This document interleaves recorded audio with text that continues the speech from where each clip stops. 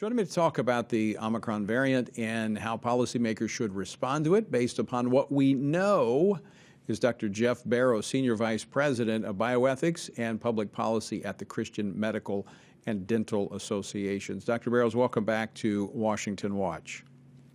Good evening, Tony. Great to be with you again. So tell me, what do we know and what do we not know?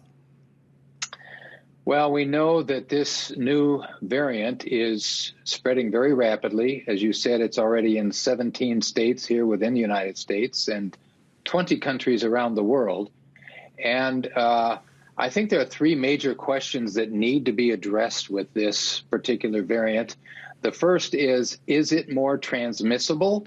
In other words, does it spread from one person to another more quickly than the previous variants? And I would say that very preliminary evidence seems to show that it is highly effective in spreading. Otherwise, we wouldn't have it in the 17 states we do here in the U.S. We wouldn't have it in 20 countries around the world.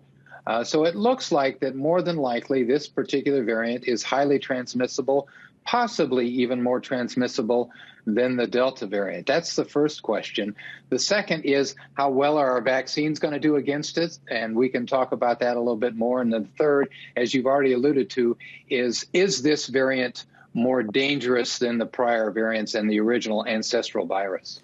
I mean, one of the reasons, Dr. Barrows, I want to have this conversation is, I mean, we've been talking about the COVID-19 for the last 2 years.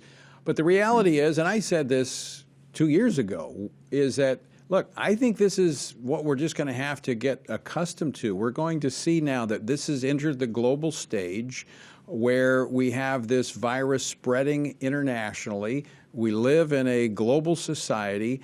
Whether or not this was intentional, how it was released, all of that, you know, maybe we'll find out, maybe we won't. But the reality is, this is the new world in which we live. And so these emergency actions that are taken, I mean, they have to follow the science, because if we just yield up our privacy, we yield up our own decision-making process, this could end very badly. I agree completely. I think we have to be careful that the government doesn't take advantage of this, quote, emergency of these new variants. And you're exactly right. This is going to be the way it's going to be. Viruses do this. This is the way they multiply. They develop mutations. Mutations gather together, and they develop new variants. And so we're going to be hearing about new variants of COVID-19 for years to come. It's not going to go away. So we have to get used to that. So we don't want the government to take advantage of a new variant coming in and doing any fear mongering, passing new shutdowns or anything like that. It's going to be part of life. And so we have to get used to just living with it like we do the flu. Right.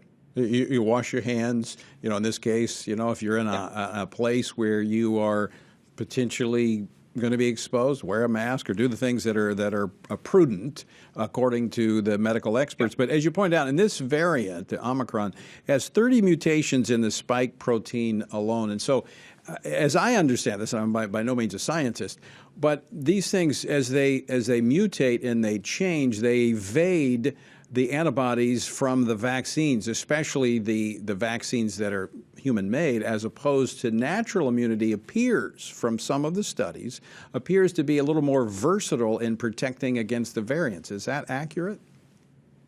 I think it's too early to say. I think it's important to understand that there are two parts to our immune system.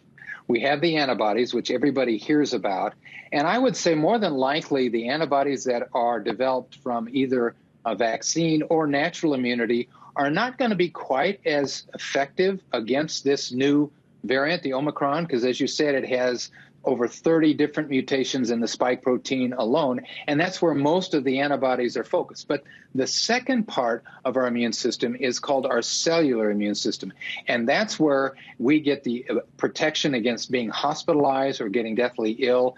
And I think both from vaccines and from natural immunity, our cellular immunity will hopefully be able to hold off this virus and whatever variant comes in the future, because we have such a strong cellular immunity against this particular virus. I mean, over the weekend, the administration had their various medical experts out talking about this, and even admitting that we don't know yet. It'll be a couple of weeks whether or not we'll find out whether or not the current vaccines are effective against the Omicron variant. They're still saying, "Oh, we got to get vaccinated." That's the response to this, is vaccination.